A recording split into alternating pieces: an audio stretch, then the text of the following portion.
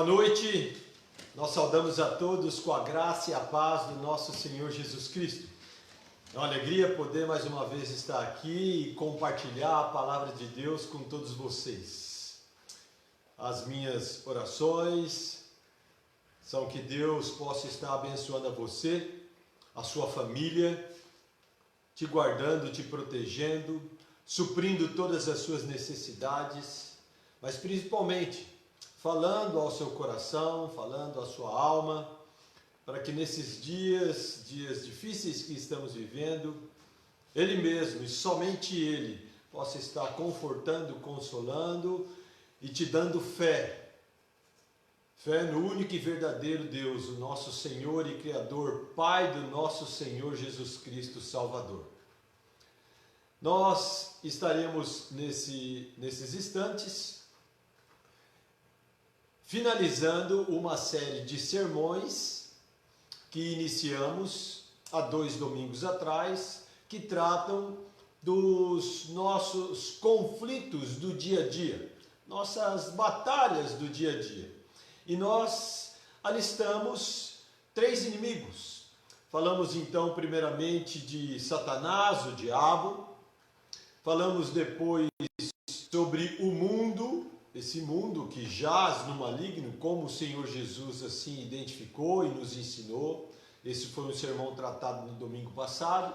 E hoje, quarta-feira, eu quero encerrar essa série de estudos, sermões, com o nosso último inimigo, ou inimiga, né?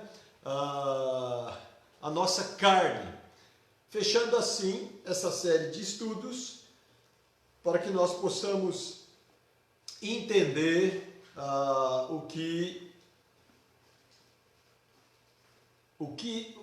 quais são as nossas batalhas, os nossos conflitos do dia a dia.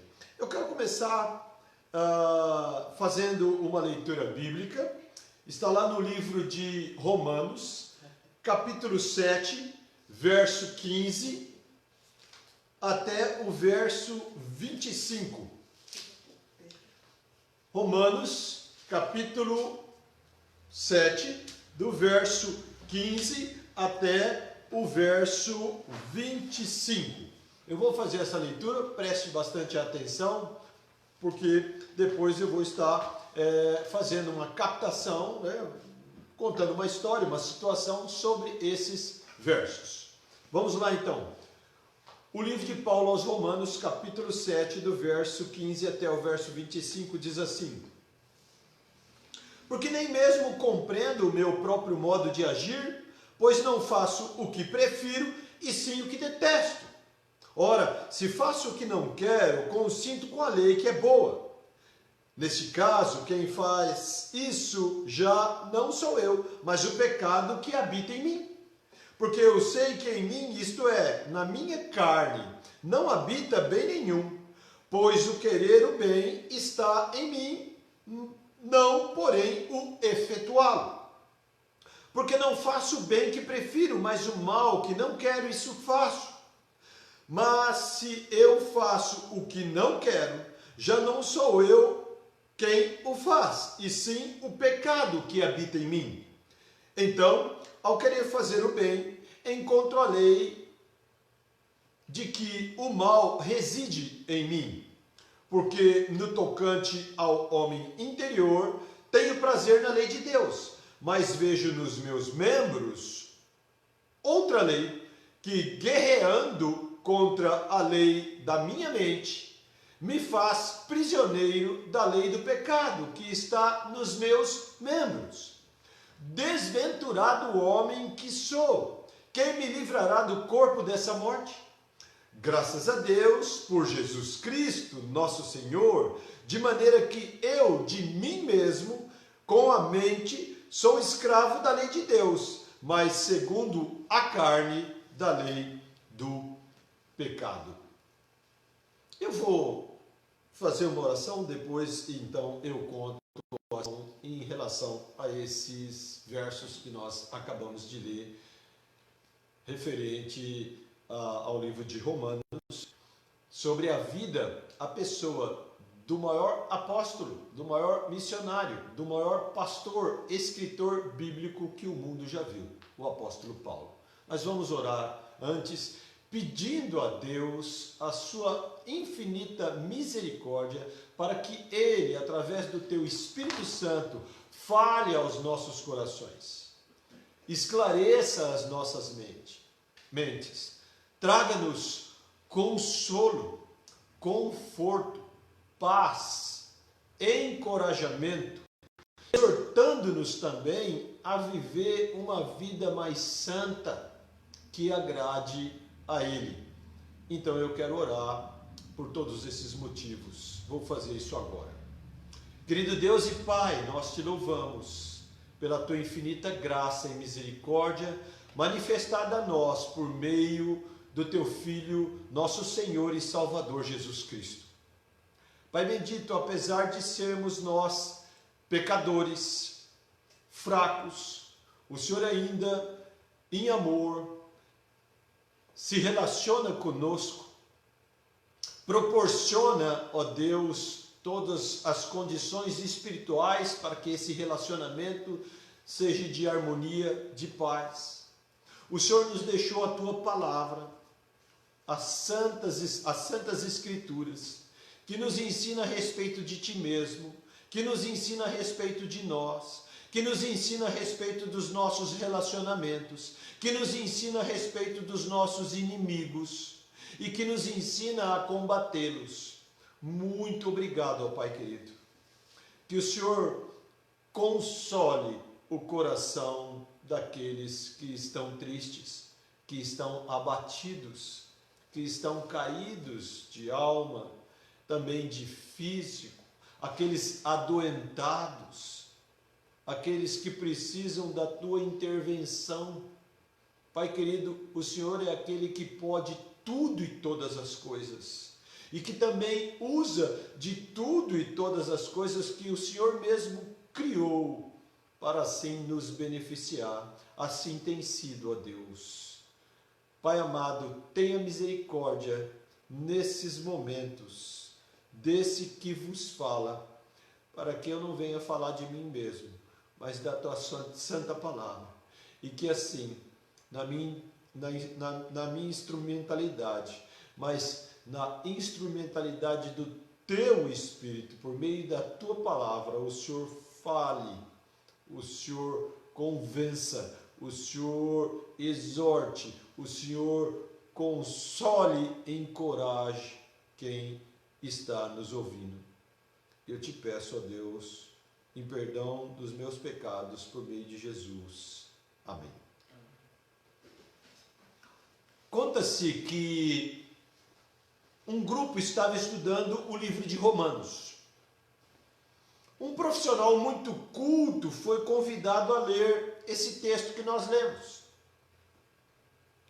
Enquanto esse homem lia, a sua mulher, em outra sala, ouviu a voz do seu marido, identificando que era o seu marido, lendo esse texto que lemos no início de Romanos capítulo 7, verso 15 até o verso 25. Enquanto ele lia, ela ouviu. Aí ela perguntou se o seu marido estava fazendo uma confissão na outra sala, pois ela disse que aquelas palavras descreviam acuradamente as lutas de seu marido. O leitor pensou que o dirigente do estudo havia escolhido o texto para ele ler de propósito. Interessante essa história que temos aqui, e muito mais interessante e precisa é o relato do apóstolo Paulo nesses textos a respeito dele mesmo. E com certeza a respeito de cada um de nós. No trato do que aquilo que muitas vezes nós queremos fazer de bem, de correto, de justo, segundo Deus, não segundo os homens. Para Deus, não para homens. Nós não fazemos. Mas aquilo que é ruim, aquilo que não presta, aquilo que não edifica, aquilo que não vai acrescentar nada, abençoar ninguém, nem a nós mesmos, isso a gente faz. Talvez você possa aí não fazer, mas eu creio que a maioria de nós é assim, como o apóstolo Paulo. Irmãos, nós podemos ver como a palavra de Deus, ela é relevante, ela é precisa, em todos os tempos de nossas vidas, em todos os nossos relacionamentos, ações. Como ela aponta claramente as nossas experiências. O homem tem a natureza depravada, que desafia grandemente qualquer desejo de fazer a vontade de Deus. Isso é algo que nós precisamos não aceitar, compreender, mas também crer. Somos assim. Na nossa natureza, na nossa carne, nós somos assim. Nós devemos entender que a natureza pecaminosa do homem, pecadora do homem, não brotou de uma constituição original, nem foi um resultado do seu meio ambiente. A natureza pecadora do homem resultou do seu afastamento de Deus em um ato de consciência pessoal e de violação deliberada e voluntária da santa lei de Deus. Os cristãos acreditam que herdaram essa natureza através da queda, a queda dos nossos primeiros pais. De lá para cá, a humanidade só tem feito em pecar contra Deus. A palavra de Deus usa várias palavras e frases para descrever essa tendência irresistível, fraca e indigna do homem. Por exemplo, a expressão velho homem mostra que o homem é antes de aceitar a Cristo. O que ele é antes de aceitar Cristo, ele é um velho homem. Ele em Cristo agora, quando aceita Cristo, confia em Cristo, segue a Cristo, ele passa a ser um novo homem. A expressão homem natural descreve também essa mesma condição caída, decaída. E ela é oposta ao homem espiritual. São expressões que a Bíblia usa em comum. E muitas vezes nós lemos e não nos damos conta dessa dicotomia, dessa diferença entre um e outro. Às vezes a gente pensa que o homem espiritual é só aquele que lê a Bíblia, que está lá alocado no mosteiro, e ele é alguém recluso, e desconsideramos que esse mesmo homem também sofre conflitos do dia a dia em sua carne. Foi o que nós acabamos de ler do apóstolo Paulo. Uma das palavras mais usadas no Novo Testamento para identificar a natureza depravada e caída do homem é a palavra carne, sarx, que tem os seguintes significados no que tange ao nosso tema aqui.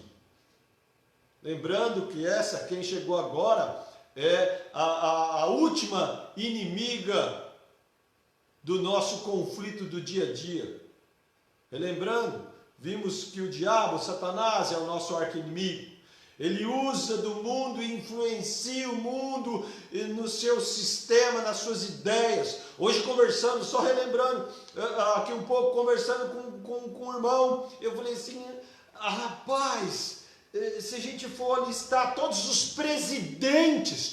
presidentes mundiais da história, pouquíssimos foram homens de Deus, cristãos verdadeiros, crentes verdadeiros.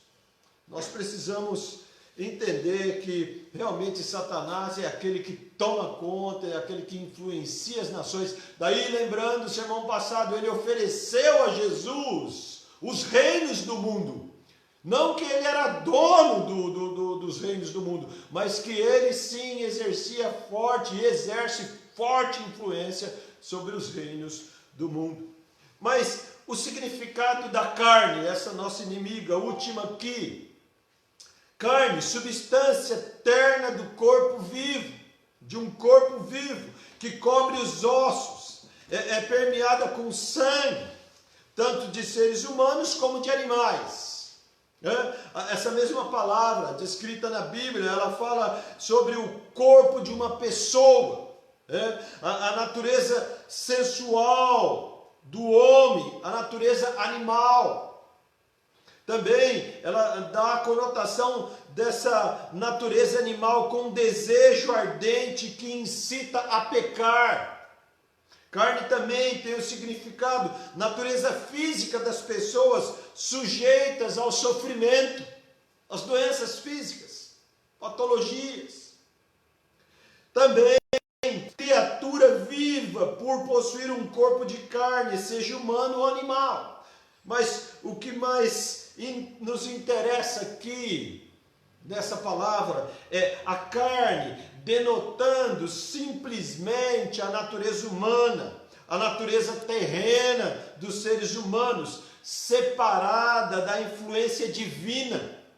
E por essa razão, inclinada, debruçada ao pecado e oposta a Deus. Essas seriam algumas das traduções da língua que descreve na palavra de Deus a respeito da carne. Como eu disse, numerosas passagens do Novo Testamento descrevem a grande luta ou o conflito que o cristão tem com essa natureza decaída e depravada.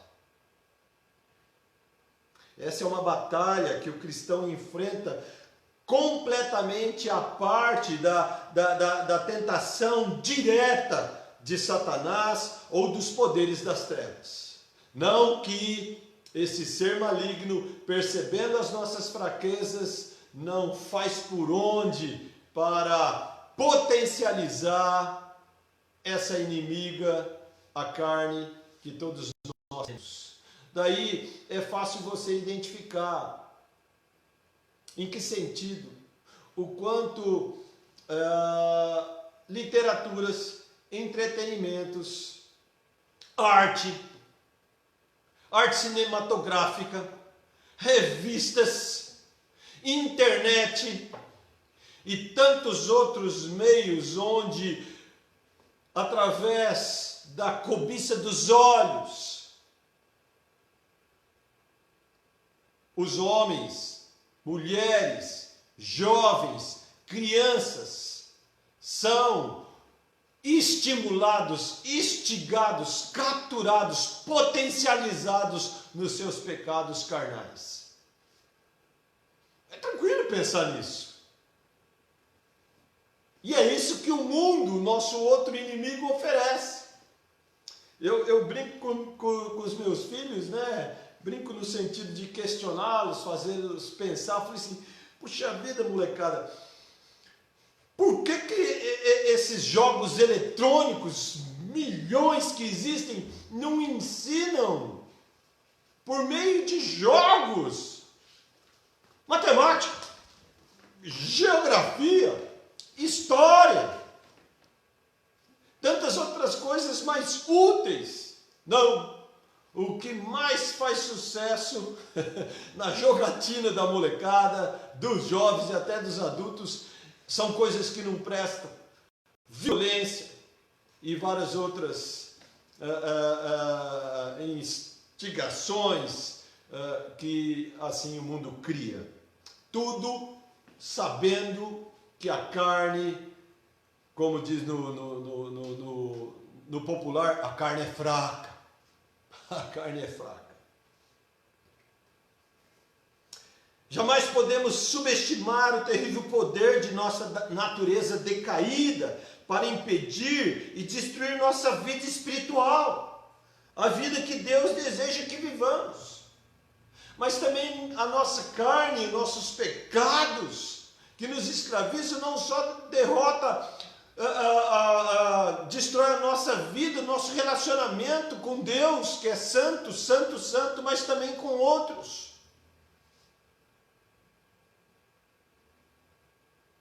Diz que depois dessa pandemia, lá na China, o número de divórcios duplicou. E aí foram ver motivos, não só a questão de o casal viver muito tempo em família, mas porque já antes disso tinham vidas fora da família. E aí, vivendo em família, se descobrem os segredos. Você que é casado, você que é jovem, sabe o que eu estou falando. Questões sexuais pervertidas, pornografia e tantas outras coisas. Isso sempre estimulados por Satanás, mas vem isso da carne. Paulo indica a ação da nossa carne muito bem lá em Romanos capítulo 8, versos 7 e 8. Vamos ler alguns textos, nós conseguimos colocar aqui na tela. Se você quiser também nos acompanhar, você pode. Romanos capítulo 8, versos 7 e 8, vamos ler agora. Diz assim: e por isso o pendor da carne, por isso o pendor da carne é inimizade contra Deus, pois não está sujeito à lei de Deus, nem mesmo pode estar. Portanto, os que estão na carne não podem agradar a Deus. Quem estão na carne, dois sentidos aqui, não é o nosso texto-chave. Aliás, esse sermão, ele não é um sermão textual, não vamos ficar só num texto, né? É um sermão tipo estudo, né? Assim eu posso falar, os meus colegas pastores vão me bater depois, mas esse compartilhar vai estar alistando vários textos nesse sentido aqui. E aqui especificamente em Romanos fala que aqueles que estão na carne, em duplo sentido, não nascer de novo, não nascer do Espírito, mas também estão na carne no sentido de escravos de alguns pecados, eles não podem agradar a Deus, não são amigos de Deus, estão contrários à lei de Deus. Também lá em Romanos 7, 23, que diz, 7, 23, mas vejo nos meus membros outra lei, que guerreando contra a lei da minha mente, me faz prisioneiro da lei do pecado que está nos meus membros, que está na minha carne.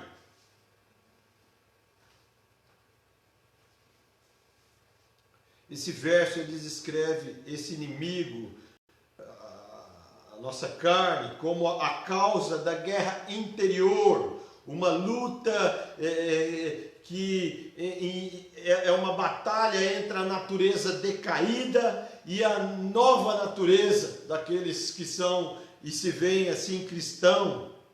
Ela entra em cena quando nos tornamos crentes e nascemos de novo, no sentido de que, sem sermos cristãos, sem termos nascido de novo, sem termos confiado verdadeiramente nossas vidas em Jesus e na sua obra salvífica na cruz do Calvário, nós não perseveremos, não faremos conta das nossas lutas contra a carne. João 3, 6, 7 vai dizer o seguinte, o Evangelho segundo João, capítulo 3, verso 6 e verso 7.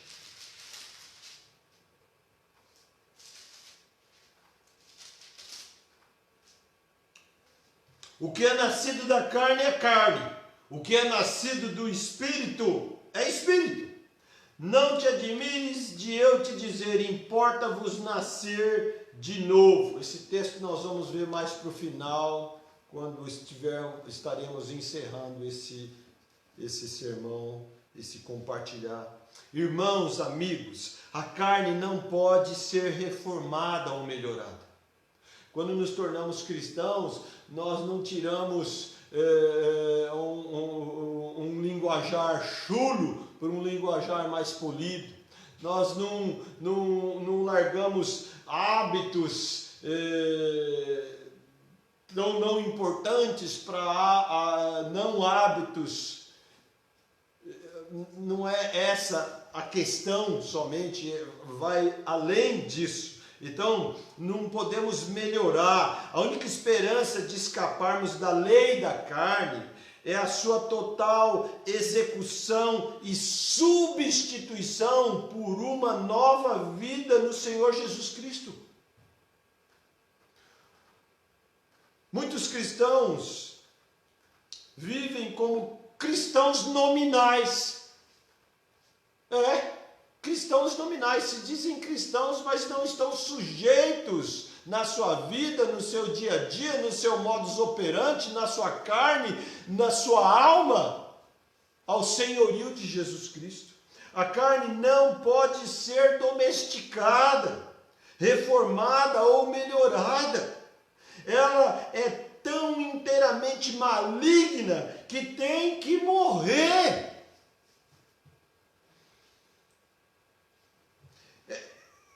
Essa terrível força está dentro de nós. E mesmo depois que a considerarmos morta, preste atenção, mesmo depois que a considerarmos morta por um ato de fé, de entrega, de confiança em Jesus, ela sempre tenta reviver e nos controlar. É o que nós estamos vendo na Bíblia. É o que personagens bíblicos como a envergadura de Paulo fala. Daí ele mesmo nos exorta: fazer morrer a vossa natureza terrena. Você e eu não precisamos ir no mosteiro, nos isolar do mundo, virar santinhos, santinhas. Não. Nós temos que confiar, seguir Jesus. E o Espírito que agora atua em nós não é mais o espírito do mal, mas o Espírito de Deus. Ele vai nos ajudar a cada vez mais vencer as batalhas, os conflitos do dia a dia da carne. As Escrituras nos dão uma lista de manifestações da nossa carne, que nos controlavam, nos controlavam. Quem é cristão, as vontades, as emoções, a mente, o coração. Algumas dessas manifestações podem ainda nos controlar e nos fazer pecar. Daí a gente tem que perseverar, tem que estar firmes, tem que estar com Cristo, não só falar, mas ler a sua palavra, orar, ter uma vida cristã. Dizem que os piores inimigos são aqueles que não podemos ver e saber como agem. A Bíblia nos fala de todos os nossos inimigos e como eles agem. Temos sim condições de enfrentar esses inimigos e ter a vitória em Cristo. Em Gálatas capítulo 5, que é um texto que vamos explorar um pouco mais, a partir do verso 19 até o 21, Paulo nos dá uma lista para identificarmos como a nossa inimiga, a carne, como ela age. Diz assim, Gálatas, capítulo 5, verso 19 até o 21 por enquanto. Ora, as obras da carne são conhecidas e são prostituição, impureza, lascívia, idolatria, feitiçaria, inimizades, porfias, ciúmes, iras, discórdias, dissensões, facções, invejas, bebedices, glutonarias e coisas semelhantes a estas, a respeito das quais eu vos declaro, como já outrora vos preveni, que não herdarão o reino de Deus os que tais coisas praticam. Quando a gente fala, né, as vontades da carne, a turma só pensa em sexo. Aqui nós temos uma lista grande de tantas outras questões, ações que envolvem a vida de todos os seres humanos, inclusive dos cristãos.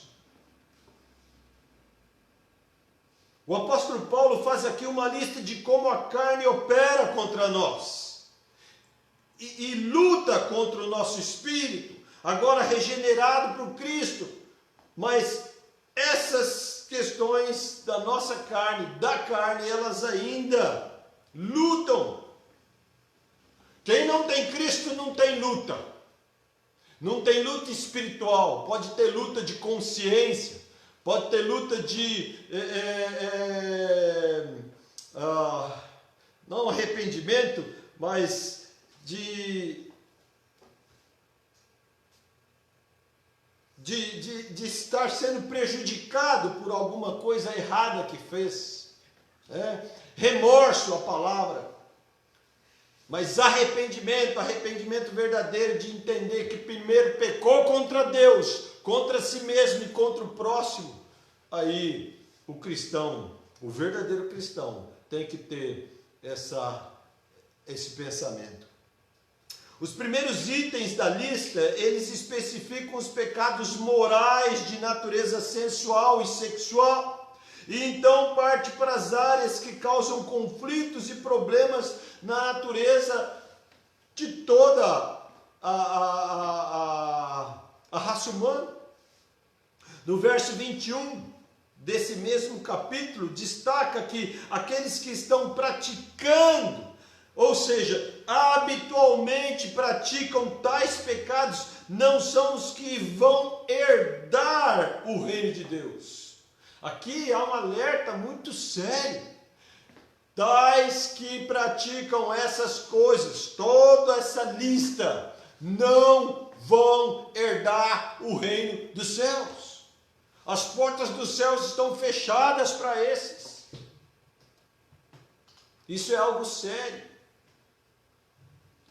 São os pecados do homem natural que jamais nasce de novo. Quem nunca nasceu de novo, quem não se tornou nova criatura em Cristo Jesus, quem não confiou assim nele, só nele, e confiar e obedecer, vão viver escravos desses pecados, dessas manifestações da carne, do homem natural. Os crentes foram libertos desses pecados carnais através da morte de Cristo sobre a cruz e a ressurreição. Agora somos responsáveis em perseverarmos numa posição de vitória sobre eles. E aqui, quando eu falo de vitória, não tem nada a ver isso que estão decretando vitória contra esse pecado, contra aquele, e não precisa fazer mais nada, coisa nenhuma. Nós temos que perseverar. Todo cristão tem que perseverar muito mais agora como nova criatura. Tem que se perceber naquilo que tem fraquezas e assim recorrer a Jesus, a Bíblia, as armas espirituais. Porque o conflito com a carne é tão importante. Olha, eu vou ler essa lista de novo, só para entendermos a importância dessas manifestações da carne. Prostituição, impureza lascívia, idolatria, feitiçaria, inimizades, porfias, ciúmes, iras, discórdias, dissensões, facções, inveja, bebedice, glutonarias. Isso faz parte da vida de toda a humanidade. Isso pega todo mundo. Ser escravos dessas coisas não é cristão, não é nascido de novo.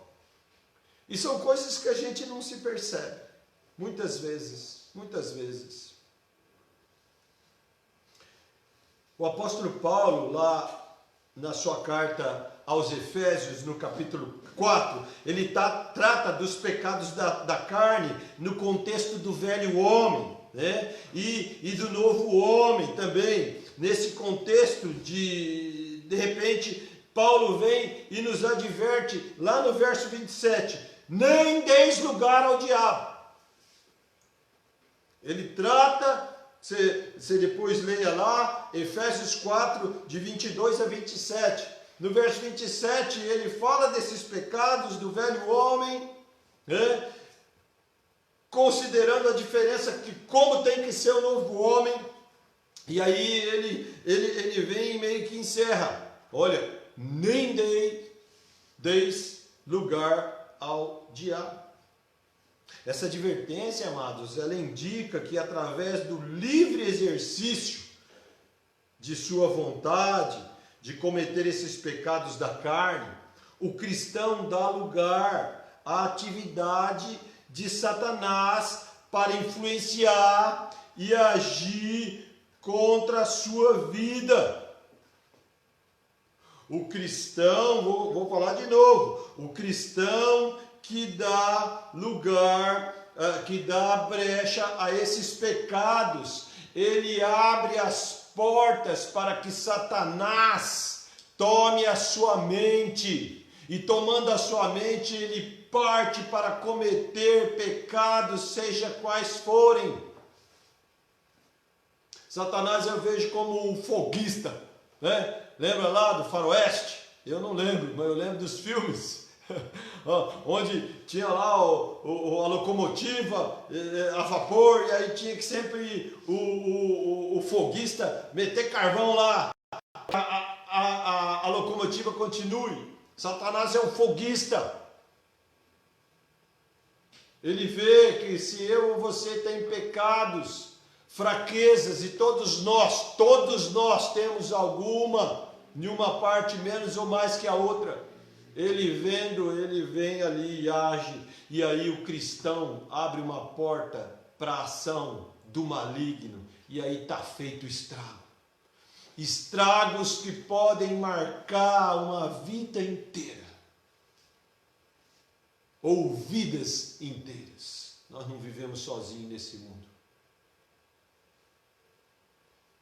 Embora toda reivindicação legal de Satanás contra nós tenha sido cancelada na cruz, foi cancelado. O pecado voluntário da carne dá a ele uma brecha para agir contra nós, o qual ele irá explorar o máximo e rapidamente, porque alguns desses pecados têm resultado imediato de destruição e dor. E aí então o cristão dá um pulo e quer largar, mas outros não, vai cozinhando, vai levando dia após dia, e aí está pego, está laçado.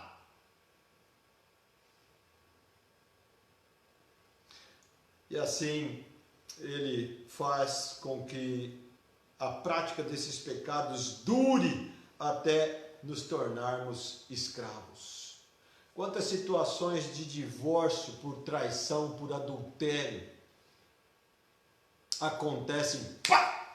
Foi uma vez só, fui sem querer, nunca fiz e fui pego, sendo o cônjuge o marido ou a esposa. Não, geralmente é uma lida, é um trato que vai ali, vai ali, vai ali.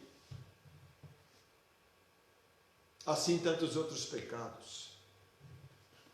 Temos evidências bíblicas dessa afirmação. Paulo escreve a Timóteo, lá na segunda epístola de Paulo a Timóteo, capítulo 2, verso 26, segunda epístola de Paulo a Timóteo, capítulo 2, verso 26, dizendo: mas também o retorno à sensatez, livrando-se eles dos laços do diabo, tendo sido feitos cativos por ele para cumprirem a sua vontade.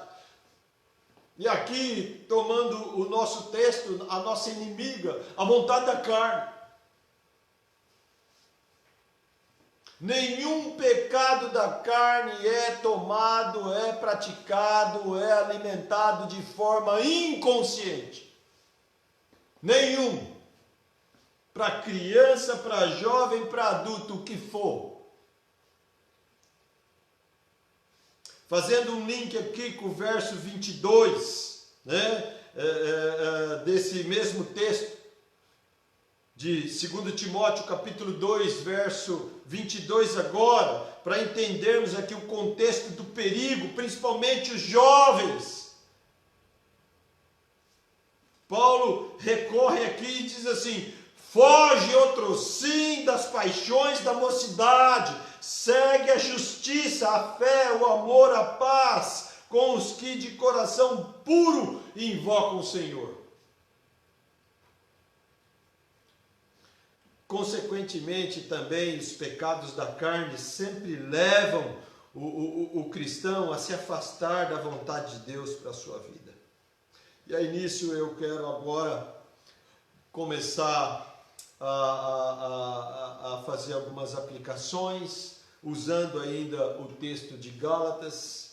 Eu quero ver 3 passos práticos que nos dão a vitória contra a carne. 3 passos práticos que nos dão a vitória contra a carne. O primeiro passo é a posição de honestidade. A posição de honestidade. Gálatas 5, 17 e 21, texto que já lemos a partir do verso 19.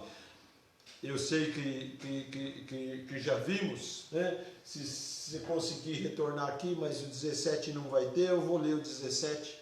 Né? Gálatas 5, 17 a 21, pelo menos o 17 e 18 eu vou ler aqui. Diz assim, verso 17 de Gálatas 5: porque a carne milita contra o espírito, e o espírito contra a carne, porque são opostos entre si, para que não façais o que porventura seja do vosso querer.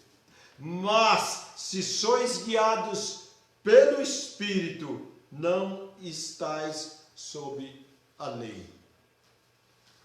Entender essa lista que já lemos de Gálatas 5, todos aqueles pecados, deve servir de alerta para nós, entendendo que esses pecados fazem parte da nossa velha natureza, que ainda está lá na sala, que sempre quer ressuscitar e se manifestar. Nem todos sofremos tentações, presta atenção aqui, nem todos sofremos tentações de cada um desses pecados na intensidade igual.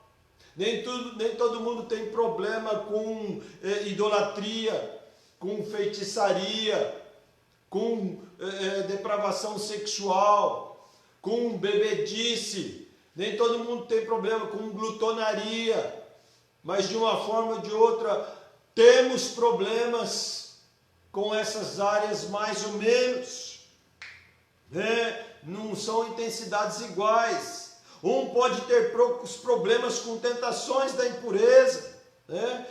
Mas tem que travar verdadeiras batalhas com o ciúme, né? Ou com a ira. Outros talvez tenham poucos problemas com o ciúme, mas sofrem terríveis derrotas quando se trata da tentação para bebedice ou glutonaria. Em algum lugar desta lista dos pecados da carne você se encontra. Eu me encontro.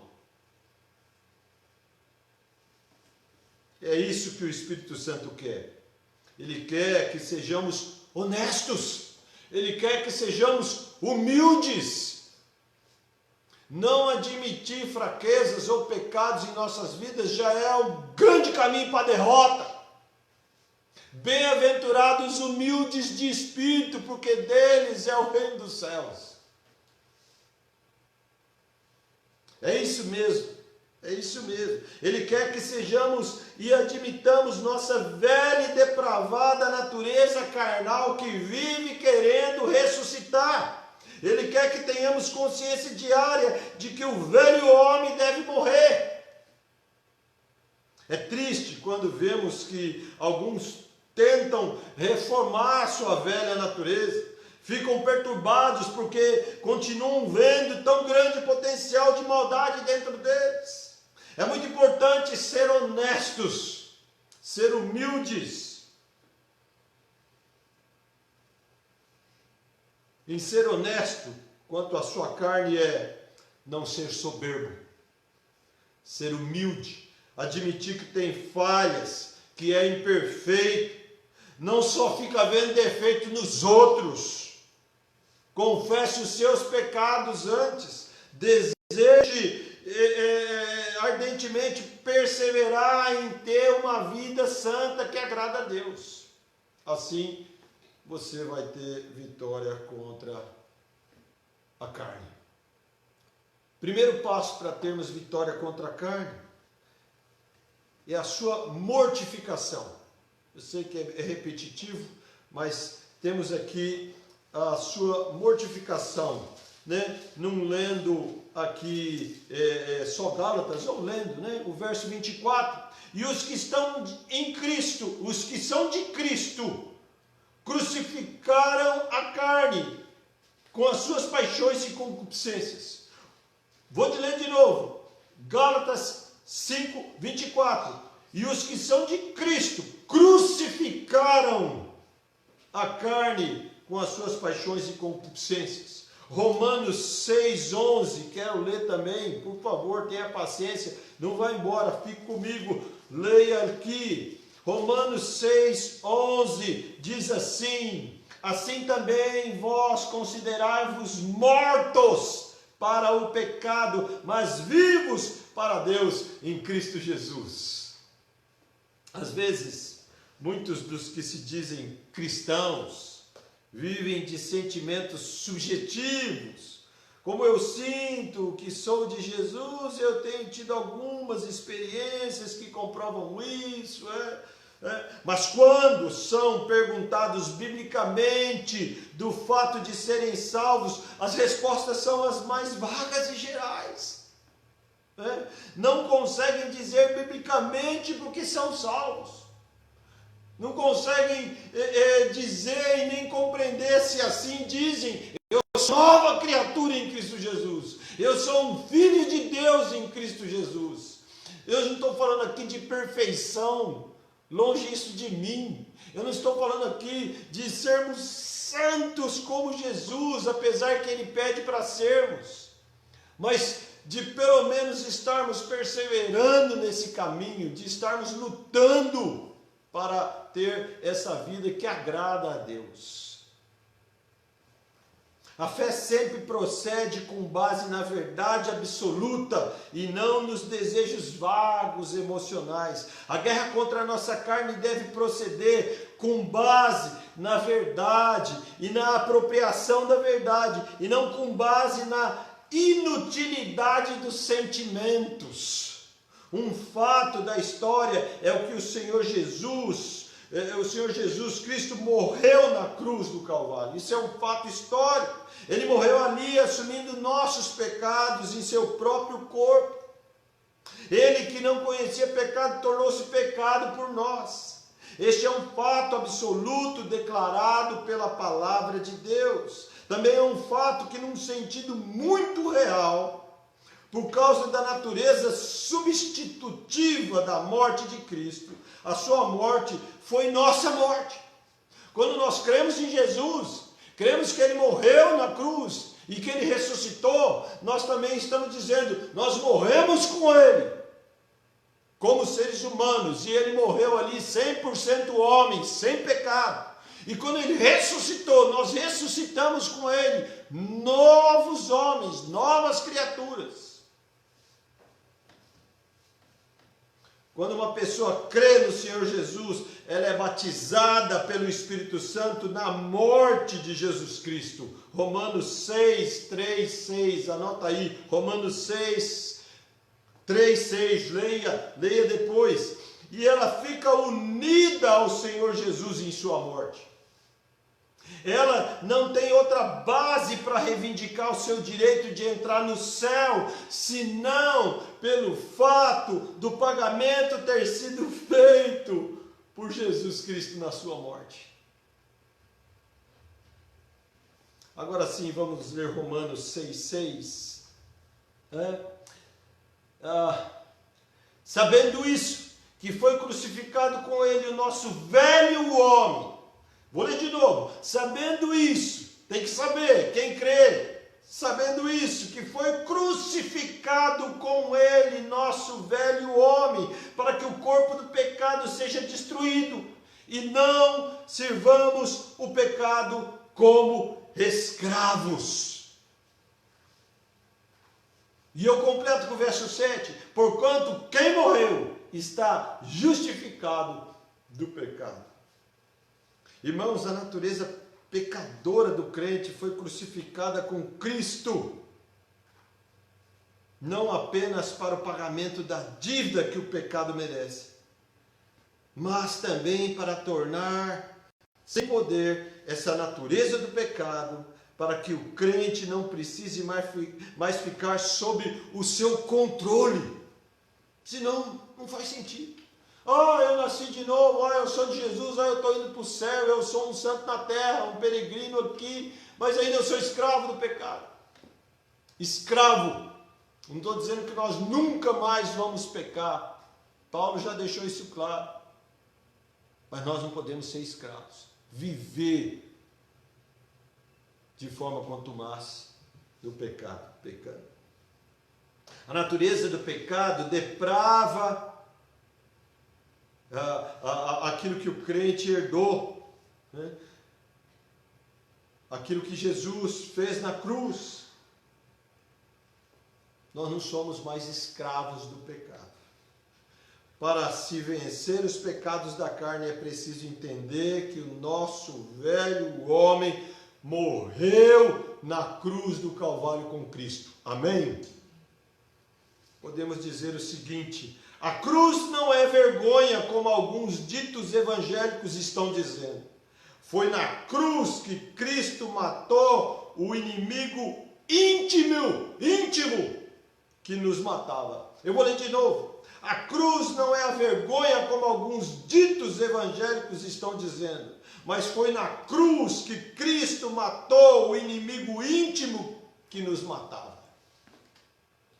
Verdadeiramente feliz é o momento em que o crente participa ativamente da morte do velho homem, depois de admitir a depravação e maldade da carne honestamente diante de Deus. Assim, é necessário que veja que a única coisa a fazer com a velha natureza é deixá-la morrer.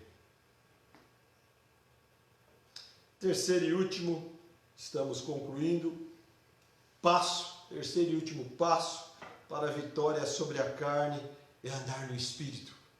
Andar no Espírito.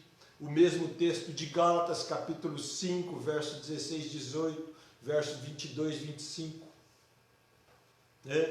Para que a carne seja derrotada, não basta a morte, é preciso uma vida entre o nosso ser.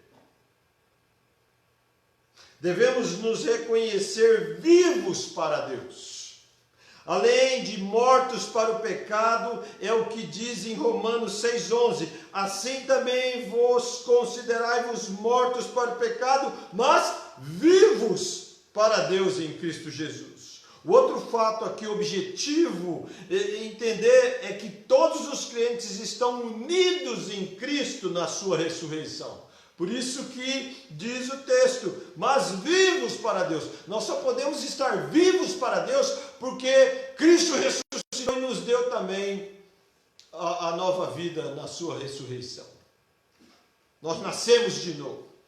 Exatamente como Cristo ressuscitou de sua morte, nós ressuscitamos com Ele como novas criaturas, novos homens e mulheres. Nele temos novidade de vida. Romanos 6, 4, 5. Fomos, pois, sepultados com Ele na morte pelo batismo, para que, como Cristo foi ressuscitado dentre os mortos, pela glória do Pai, assim também andemos nós em novidade de vida, porque se fomos unidos com Ele na semelhança de sua morte, certamente seremos também na semelhança de sua ressurreição. Meus queridos, irmãos, amigos, você que nos assiste, no momento em que cremos em Jesus Cristo, o Espírito Santo nos batiza em Cristo. Somos unidos a Cristo e através dessa união fomos feitos participantes da vida ressurreta do nosso Senhor. Romanos 6, 8, sabendo isso, que foi crucificado com Ele o nosso velho homem, foi crucificado e morto, para que o corpo do pecado seja destruído, e não sirvamos o pecado como escravos, porquanto quem morreu está justificado do pecado. Ora, se já morremos com Cristo, cremos também que com Ele viveremos. Você vive como Cristo? Você vive com Cristo? Você vive? Ele vive em ti? Temos aqui o ato de sermos salvos quando confessamos a Cristo por intermédio do Espírito Santo. Mas é uma responsabilidade do crente ser cheio do Espírito. Efésios 5,18 diz: e não vos embriagueis com vinho, no qual há dissolução, mas enchei-vos do Espírito. Estejam vivos para Deus. Quando alguém fala de ser cheio do Espírito, quer dizer que o seu corpo, a sua alma, a sua carne estão controlados e dirigidos pela graça capacitadora do Espírito Santo. Não é algo assim, eu aceitei Jesus, eu confiei em Jesus, eu creio em Jesus, não vou fazer mais nada. Você agora está capacitado, coisa que antes não estava. E agora você tem que usar essa capacidade dada por Deus para vencer a carne, o pecado. Estar cheio do Espírito não são experiências, não são sentimentos ou manifestações isoladas como alguns dizem ter. É uma constante manifestação dos frutos do Espírito descrito nesse texto que usamos com abundância, Gálatas 5, 15 até 24, 25. Andar no Espírito é absolutamente essencial se quisermos alcançar a vitória sobre a carne. Amém? Isso, amados, para vencermos então a carne, nos nossos conflitos do dia a dia, nós precisamos ser honestos quanto aos nossos pecados, mortificar a carne e vivificar o Espírito e andar no Espírito. Mas para que essa história possa se efetivar na sua vida, na vida de alguém, a vitória contra o diabo, a vitória contra o mundo, a vitória contra a carne. Essa pessoa, esse alguém, talvez você que possa estar nesse momento nos ouvindo, você precisa nascer de novo. Você precisa nascer do Espírito. Tem uma passagem na palavra de Deus que eu quero ler para exemplificar isso, e eu encerro aqui, prometo. Diz assim: havia entre os fariseus um homem chamado Nicodemos, um dos principais dos judeus. Este, de noite, foi ter com Jesus e lhe disse: Rabi, sabemos que és mestre, vindo da parte de Deus, porque ninguém pode fazer estes sinais que tu fazes se Deus não estiver com ele. Isto respondeu Jesus: em verdade te digo, se alguém não nascer de novo, não pode ver o reino de Deus. Perguntou-lhe Nicodemos: como pode um homem nascer sendo velho? Pode porventura voltar ao ventre materno e nascer segunda vez? Respondeu Jesus: em verdade, em verdade, em verdade te digo, quem não nascer da água e do Espírito não pode entrar no reino de Deus. O que é nascido da carne é carne, o que é nascido do Espírito é Espírito. Não te admires de eu te dizer, importa-vos nascer de novo. Está lá no Evangelho segundo João, capítulo 3, do verso 1 até o verso 7. Quer vencer o mundo, a carne e o diabo? Você tem que nascer de novo. Peça a Deus para que Ele te dê o novo nascimento. Peça a Deus para crer. Peça a Deus para confiar em Jesus, seu Filho, nosso Senhor e Salvador. Peça a Deus para ser uma nova criatura em Cristo. Só assim, você conseguirá ter vitória contra o mundo, a carne e o diabo. Que Deus te abençoe.